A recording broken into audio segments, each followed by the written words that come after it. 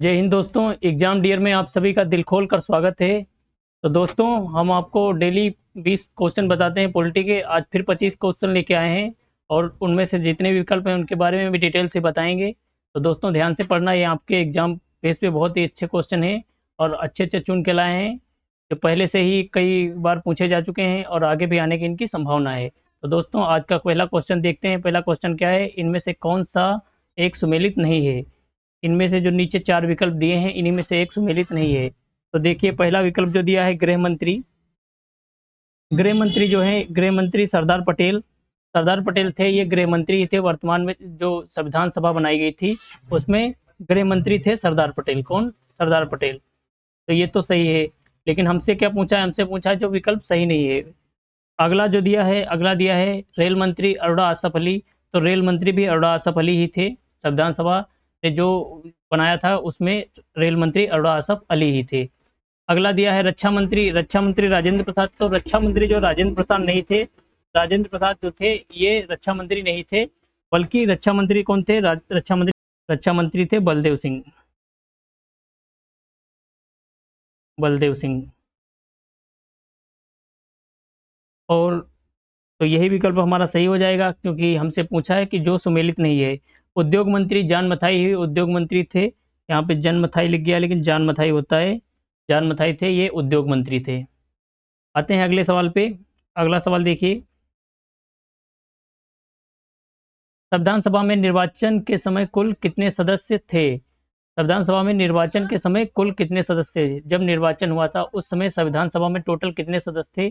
तब देखिए, जब 1946 में कैबिनेट मिशन आया था उसके बाद संविधान सभा का गठन हुआ, उस समय टोटल सदस्य कितने? 389। 389 सदस्य। कितने? 389।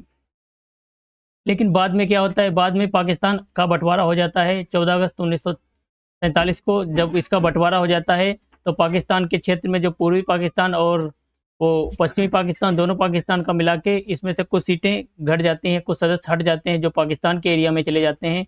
तब बचते हैं कितने? 299। तब कितने बचते हैं बंटवारे के बाद? 299। बंटवारे के बाद कितने बचते हैं? 299। और ये जो 284 दिया है, ये क्या है? 284 के होता है कि जब संविधान बनकर तैयार हो जाता है तो उस पर जितने लोगों ने हस्ताक्षर किया होता है, तो ये वो संख्या है हस्ताक्षर करने वालों की। हस्ताक्षर कितने लोगों ने किया था? 284 लोगों ने। 284 लोगों ने हस्ताक्षर किया था, जिसमें से 6 महिलाएं थी। मात्र 6 महिलाएं थी। सोचो उस समय महिलाओं की कैसी स्थिति रही होगी। मात्र 6 महिलाएं थी इसमें ही। इन लोगों ने हस्ताक्षर किया था बनने के बाद में। हस्ताक्षर कब बताया था हमने? अब कल के क्लास में बताया था कि हस्ताक्षर कितनी तारीख को किया गया था संविधान बनने के बाद। तो ये किया गया था 26 नवंबर 1949 को। कब किया गया था? 26 नवंबर 1949 को। और वर्तमान में लोकसभा में सीटें कितनी है? वर्तमान में लोकसभा में सीटें हैं 543। अगला, संविधान सभा की पहली बैठक कब हुई थी? जो संविधान सभा थी, जब उसका गठन हुआ कैबिनेट मिशन के बाद, उसके बाद में पहली बैठक कब हुई थी? तो ये पहली बैठक हुई थी 9 दिसंबर 1946 को। कब हुई थी? 9 दिसंबर 1946 को, जो विकल्प ए में ही है। 9 दिसंबर 1946 को। 11 दिसंबर 1946 को क्या होता है? 11 दिसंबर 1946 को दूसरी बैठक होती है। जो पहली बैठक होती है ये कब होती है? 9 दिसंबर 1946 को। 11 दिसंबर को दूसरी बैठक होती है। दूसरी बैठक।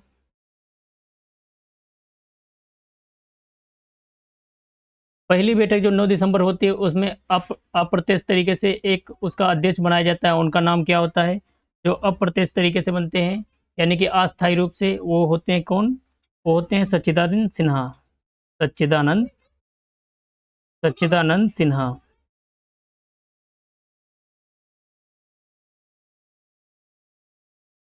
सच्चिदानंद सिन्हा ये अस्थायी अध्यक्ष बनाए जाते हैं। पहली बार जो बैठक होती है 9 दिसंबर को, तब अस्थायी अध्यक्ष बनाए जाते हैं इसके, संविधान सभा के अस्थायी अध्यक्ष। दूसरी बैठक जब होती है तो दूसरी बैठक को राजेंद्र प्रसाद को परमानेंट अध्यक्ष बना दिया जाता है, जिसको स्थायी अध्यक्ष भी बता बोल सकते हो। स्थायी अध्यक्ष बनाए जाते हैं कौन? राजेंद्र प्रसाद। स्थायी अध्यक्ष। स्थायी अध्यक्ष राजेंद्र प्रसाद दूसरी बैठक में। और दूसरी बैठक होती कब है? 11 दिसंबर 1946 को। 26 नवंबर 1949 को संविधान बन के तैयार हो जाता है और 24 जनवरी 1950 को अंतिम बैठक होती है। जितनी भी बैठकें हुई उसमें से पहली बैठक 9 दिसंबर 1946 को और 24 जनवरी 1950 को अंतिम बैठक होती है। आते हैं अगले सवाल पे, देखिए। जवाहरलाल नेहरू ने उद्देश्य प्रस्ताव का गठन कब किया था? जो उद्देश्य प्रस्ताव होता है ये कब मतलब पारित गठन होता है? गठन होता है ये 13 दिसंबर को। तीसरी बैठक जो होती है संविधान की तीसरी बैठक, उसी में 13 दिसंबर 1946 को। तो विकल्प देखिए कहाँ है 13 दिसंबर 1946, ऑप्शन सी 13 दिसंबर 1946 को। ये 9 दिसंबर को तो पहली बैठक होती है, अभी बताया हमने। 11 दिसंबर को दूसरी, ये पहली हो गई पहली बैठक, और फिर दूसरी बैठक और ये हो गई तीसरी बैठक। जो तीसरी बैठक होती है इसी में उद्देश्य प्रस्ताव पारित होता है। उद्देश्य प्रस्ताव का मतलब होता है कि संविधान हम कैसा बनाएंगे, उसमें क्या क्या रहेगा, यही सब बारे में डिटेल में बताया गया था। तो ये कौन पारित करता है? पारित करता है जवाहरलाल नेहरू। कौन? जवाहरलाल नेहरू, जो उसमें कांग्रेस के मेन मेन नेता थे, क्योंकि उस समय गांधी जी जो थे, गांधी जी बहुत वृद्धावस्था में रह गए थे, तो मतलब उनका काम खत्म हो गया था लगभग। तो ये जवाहरलाल नेहरू ही कांग्रेस के अध्यक्ष थे, उन्हें ही बनाया गया। फिर उन्होंने उद्देश्य प्रस्ताव पारित किया था। कब? 13 दिसंबर 1946 को। अगले सवाल पे आते हैं। अगला सवाल देखिए, संविधान निर्माण में कुल कितना समय लगा था? जो संविधान बना था टोटल, उसमें कितना समय लगा था? समय लगा था 2 वर्ष 11 माह और 18 दिन। कितना टाइम लगा था? 2 वर्ष 11 माह 18 दिन। ऑप्शन ए सही है, 2 वर्ष 11 माह 18 दिन। अगले पे चलिए। भारतीय संविधान में अवशिष्ट सूची को किस देश से अपनाया गया था? जो भारतीय संविधान है ये कई देशों से, मतलब कहीं से कुछ ले लिया गया, कहीं से कुछ ले लिया गया, तो कुल मिला के कई देशों से मिलाकर तब एक जगह निचोड़ रखा गया है, वही है हमारा भारतीय संविधान। और तो इसमें जो पूछा है अवशिष्ट सूची, जो है अवशिष्ट सूची, ये कहाँ से अपनाई गई है? तो ये अपनाई गई है कनाडा से। कहाँ से? कनाडा से। जो ऑप्शन ए में है कनाडा से। और कनाडा से और भी चीज़ें आई हैं, कनाडा से और भी चीज़ें आई हैं, जैसे जैसे कि जीएसटी भी कनाडा से आई है। जीएसटी जीएसटी जो लगती है वो कनाडा से ही आई है। और क्या आता है वहाँ से? एक तो आपका ये अवशिष्ट सूची हो गया, अवशिष्ट सूची, और एक संघीय व्यवस्था जो हमने कल भी बताया था, संघीय ढांचा, वही संघीय व्यवस्था। संघीय व्यवस्था, संघीय व्यवस्था। और क्या है? राज्यपाल का पद। राज्यपाल का पद, यानी कि राज्यपाल। तो कौन कौन चीज़ होगी? एक तो हो गया अवशिष्ट सूची, दूसरा जीएसटी, तीसरा संघीय व्यवस्था, और चौथा राज्यपाल का पद। ये इंपॉर्टेंट है, अपना ही और भी चीज़ें कही हैं, लेकिन ये यही सवालों में यही ज़्यादातर पूछा जाता है। यूएसए जो है, यूएसए से भी आया था, यूएसए से महाभियोग आया था। आते हैं अगले सवाल पे। अगला सवाल क्या है?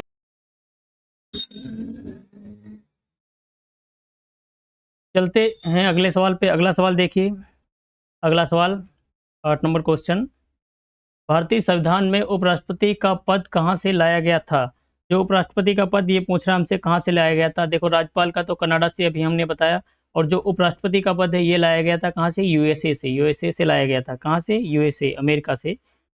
अमेरिका है, वहां से लाया गया था। क्या? यूएसए से। कौन चीज? उपराष्ट्रपति का पद। और भी वहां से आया था। क्या आया था वहां से? मूल अधिकार आया था। मूल अधिकार, मूल अधिकार आया था। और भी आया था वहां से, आया था सर्वोच्च न्यायालय। सर्वोच्च न्यायालय, सुप्रीम कोर्ट बोल सकते हो शॉर्टकट में। और महाभियोग, महाभियोग की जो प्रक्रिया है राष्ट्रपति के ऊपर जो लगाई जाती है, ये भी आया था कहाँ से? ये भी आया था कहाँ से? यूएसए से। महाभियोग, महाभियोग, महाभियोग आया था यहीं से। और आया था वित्तीय आपात। जो वित्तीय आपात अभी तक हमारे देश में नहीं लगाया गया है एक भी बार, लेकिन वित्तीय आपात की है चर्चा, किसमें? आर्टिकल 360 में। वो भी यहीं से आया है। कहाँ से? यूएसए से। वित्तीय आपात, वित्तीय आपात और प्रस्तावना, जो हमारी प्रस्तावना है वो भी आई थी यूएसए से। ये जितना भी चीज़ है सारा का सारा, मूल अधिकार, सुप्रीम कोर्ट, महाभियोग और वित्तीय आपात और प्रस्तावना,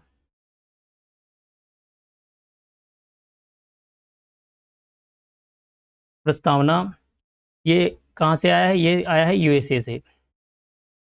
आते हैं अगले सवाल पे, देखिए। भारतीय संविधान में राज्य के नीति निर्देशक तत्व देश किस देश से अपनाए गए थे? जो राज्य के नीति निर्देशक तत्व हैं भाग 4 में है, जो भाग 4 में अनुच्छेद 36 से लगा के 51 तक, जिसको हम शॉर्टकट में डीपीएसपी बोलते हैं। डीपीएसपी, ये किस देश से आते हैं? ये आते हैं आयरलैंड से। कहाँ से? आयरलैंड से। आयरलैंड से आते हैं। कौन सी? डीपीएसपी। डीपीएसपी राज्य के नीति निर्देशक तत्व। और यहाँ से क्या आता है? और यहाँ से आता है राष्ट्रपति का निर्वाचन मंडल। कौन चीज? राष्ट्रपति का निर्वाचन मंडल। इसका राष्ट्रपति का निर्वाचन मंडल। राष्ट्रपति का निर्वाचन मंडल मतलब राष्ट्रपति का निर्वाचन किस कैसा होगा, कैसा नहीं होगा, ये सारी प्रक्रिया जो है ये कहाँ से आई है? आयरलैंड से आई है। निर्वाचन मंडल। चलिए अगले सवाल पे। अगले सवाल पे, भारतीय संविधान में राष्ट्रीय आपात को किस देश से लाया गया है? देखिए अभी हमने आपको बताया वित्तीय आपात। वित्तीय आपात कहाँ से बताया? वित्तीय आपात आता है यूएसए से। लेकिन जो राष्ट्रीय आपात है, राष्ट्रीय आपात आता है जर्मनी से। कहाँ से? जर्मनी का संविधान है, वहां से अपनाया गया है। और जर्मनी के संविधान को वीमर संविधान बोलते हैं। ये चीज एक बार क्वेश्चन पूछा जा चुका है कि जर्मनी के संविधान को क्या बोलते हैं, तो उसको बोलते हैं वीमर संविधान। तो जो राष्ट्रीय आपात है ये कहाँ से अपनाया गया? ये अपनाया गया जर्मनी से। जर्मनी कहाँ है? ऑप्शन ए में। ऑप्शन ए में। ध्यान रखना, वित्तीय आपात यूएसए से और राष्ट्रीय आपात आता है जर्मनी से। जर्मनी के संविधान को क्या बोलते हैं? वीमर संविधान। वीमर संविधान।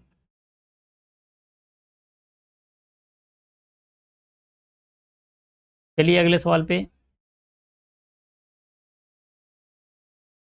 अगला सवाल, भारतीय संविधान में फ्रांस से क्या अपनाया गया है? जो फ्रांस से, वहां से भी हमारे देश में आया है। कौन चीज? गणराज्य आया है, समानता भी आया है वहीं से, और स्वतंत्रता एवं बंधुता। मतलब ये सारे के सारे सही है, तो ऑप्शन डी। ऑप्शन डी इसका सही आंसर है। कौन कौन चीज आया है? गणराज्य भी आया है, समानता आया है, और स्वतंत्रता एवं बंधुता। इसके लिए एक संशोधन होता है। कौन सा संशोधन होता है? 42वां संविधान संशोधन। आते हैं अगले पे। भारतीय संविधान में संसदीय प्रणाली किस देश से अपनाई गई है? जो संसदीय प्रणाली है वो पूछ रहा है हमसे किस देश से अपनाई गई है। जो संसदीय प्रणाली है ये अपनाई गई कहाँ से? ब्रिटेन से। ब्रिटेन से। ब्रिटेन से हमारे देश का बहुत सारा हिस्सा आया है, क्योंकि ब्रिटेन ही हम पे कब्जा करके रखा था, और वो यहाँ का शासन करने के लिए, मतलब यहाँ नियम कानून सबको, जनता को कंट्रोल करने के लिए जो बनाता था, भारत शासन अधिनियम आते थे, तो उसी का हिस्सा बन के ही भारत का संविधान लगभग 85% यहीं से तैयार हुआ है। जो 1935 का अधिनियम आया था उसी से 85% तो वहीं से लिया गया है। तो ब्रिटेन से क्या अपनाया गया? संसदीय प्रणाली। संसदीय प्रणाली यहीं से अपनाई गई है। और क्या यहाँ से अपनाया गया है? यहाँ से एकल नागरिकता। एकल नागरिकता पूछा गया है कई बार। एकल नागरिकता कहाँ से? एकल नागरिकता अपनाया गया ब्रिटेन से।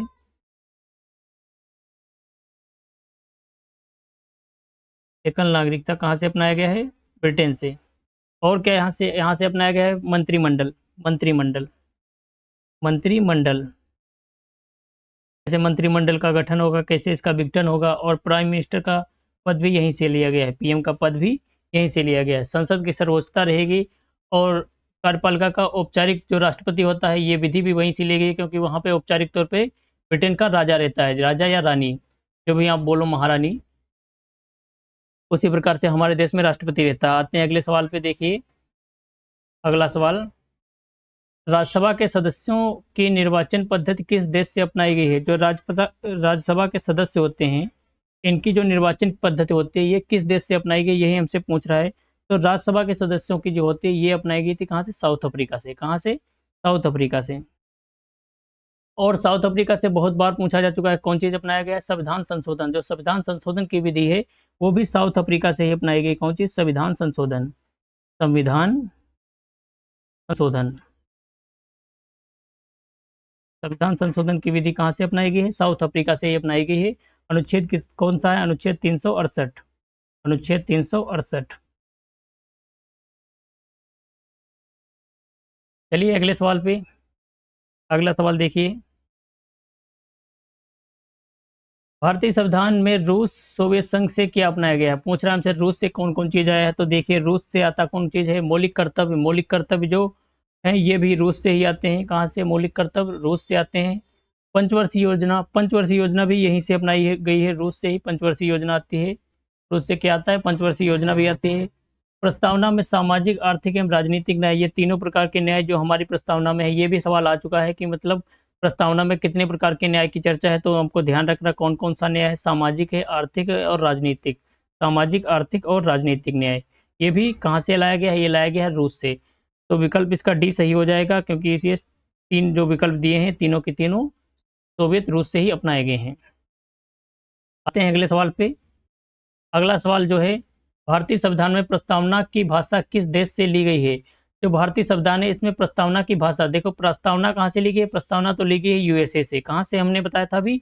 यूएसए से। लेकिन इसकी जो भाषा है, ये भाषा कहाँ से ली गई है यही हमसे पूछ रहा है, तो वो ली गई है ऑस्ट्रेलिया से। कहाँ से? ऑस्ट्रेलिया से। ऑस्ट्रेलिया से लिया गया है प्रस्तावना की भाषा। और जो प्रस्तावना पूछे कि प्रस्तावना कहाँ से ली गई, तो प्रस्तावना ली गई यूएसए से। ये ध्यान रखना, इनमें कंफ्यूज मत होना। और आपको बताएं ऑस्ट्रेलिया से क्या लिया गया? ऑस्ट्रेलिया से लिया गया समवर्ती सूची। कौन? समवर्ती सूची। समवर्ती सूची। अवशिष्ट सूची कहाँ से ली गई है? कनाडा से। अभी पहला क्वेश्चन में पूछा था अवशिष्ट सूची, तो अवशिष्ट सूची जो है ये कनाडा से। लेकिन समवर्ती सूची पूछे तो समवर्ती सूची ऑस्ट्रेलिया से। और यहाँ से क्या लिया गया? और लिया गया यहाँ से केंद्र और राज्य के संबंध। जो केंद्र और राज्य के संबंध है, कैसे इनका एक दूसरे का संबंध रहेगा, ये भी लिया गया कहाँ से? ऑस्ट्रेलिया से। तो केंद्र और राज्य संबंध, केंद्र राज्य संबंध, केंद्र राज्य संबंध। और क्या? और यहाँ से लिया गया है संयुक्त अधिवेशन। जो संयुक्त अधिवेशन होता है आर्टिकल 108 में, जब दोनों दोनों सदन में विवाद हो जाता है तब संयुक्त अधिवेशन बुलाया जाता है। तो संयुक्त अधिवेशन की जो प्रक्रिया है ये भी कहाँ से ली गई? ये भी ऑस्ट्रेलिया से ली गई है। संयुक्त अधिवेशन, संयुक्त अधिवेशन, संयुक्त अधिवेशन। चलिए अगले सवाल पे। अगला सवाल क्या है? अगला सवाल देखिए। अगला सवाल है, भारतीय संविधान की प्रस्तावना में कुल कितने प्रकार के न्याय की चर्चा है? जो पूछ रहा है भारतीय संविधान में कुल कितने प्रकार की न्याय की चर्चा है। तो भाई न्याय अभी हमने आपको बताया था, तीन न्याय हैं। कौन कौन से न्याय हैं?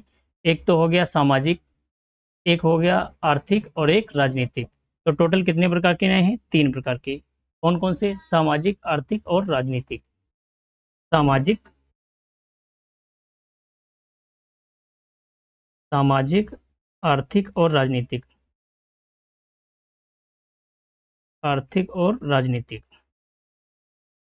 राजनीतिक, सामाजिक, आर्थिक और राजनीतिक। अगला सवाल देखिए। तो टोटल कितने प्रकार के? तीन प्रकार के न्याय। टिक कर दिया, सही टिक। हमने लगा कि सही टिक नहीं मारा है। अगला सवाल देखिए। भारतीय संविधान की प्रस्तावना में कुल कितने प्रकार की स्वतंत्रता की चर्चा है? तो स्वतंत्रता की चर्चा कितनी बार है? जो प्रस्तावना है उसमें 5 प्रकार की स्वतंत्रता है। कितने प्रकार की? 5 प्रकार की। ऑप्शन ऑप्शन हमारा सी सही है, 5 प्रकार की स्वतंत्रता है। न्याय कितने प्रकार का है? न्याय हमारा कितने प्रकार है? न्याय है 3 प्रकार का। कौन कौन सा? सामाजिक, आर्थिक और राजनीतिक। और ये स्वतंत्रता, स्वतंत्रता टोटल कितने प्रकार की है? 5 प्रकार की।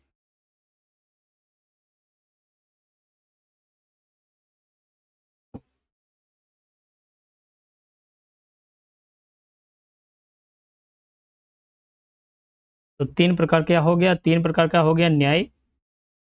जो प्रस्तावना है उसमें 3 प्रकार का न्याय है। और स्वतंत्रता कितने प्रकार की है? 5 प्रकार की। यही हमारा विकल्प सही है। और आते हैं अगले सवाल पे। अगला सवाल कौन सा है? अगला सवाल है, भारत का राष्ट्रीय वृक्ष कौन सा है? भारत का राष्ट्रीय वृक्ष कौन सा है? भारत का राष्ट्रीय वृक्ष है बरगद तथा वट। वट वृक्ष या बरगद वृक्ष, जो भी आप बोलते हो, यही है राष्ट्रीय वृक्ष। राष्ट्रीय वृक्ष कौन सा है? बरगद। जो आम होता है, आम आपका क्या होता है? आम होता है राष्ट्रीय फल, राष्ट्रीय फल, राष्ट्रीय फल। अगला सवाल देखिए। भारत का राष्ट्रीय विरासत पशु कौन सा है? जो भारत का राष्ट्रीय पशु तो सब जानते हैं बाघ होता है, लेकिन राष्ट्रीय विरासत पशु कौन है? राष्ट्रीय विरासत पशु है हाथी। कौन सा? हाथी। अगले पे देखिए। आज का लास्ट क्वेश्चन है हमारा। भारत की राष्ट्रीय मिठाई कौन सी है? तो भारत की राष्ट्रीय मिठाई है कौन? जलेबी। तो दोस्तों आज के सवाल यहीं पे समाप्त होते हैं। कल हम आपको एक साथ ही 12 की 12 अनुसूची बताएंगे एक ही क्लास में, और अनुसूचियों से सवाल बनते हैं, अच्छे अच्छे बनते हैं सवाल वहाँ से। तो एक ही क्लास में 10 मिनट की या 12 मिनट के सवाल मतलब रहेगी क्लास, उसमें ही सारा कवर कर देंगे। तो आज का वीडियो देखने के लिए धन्यवाद।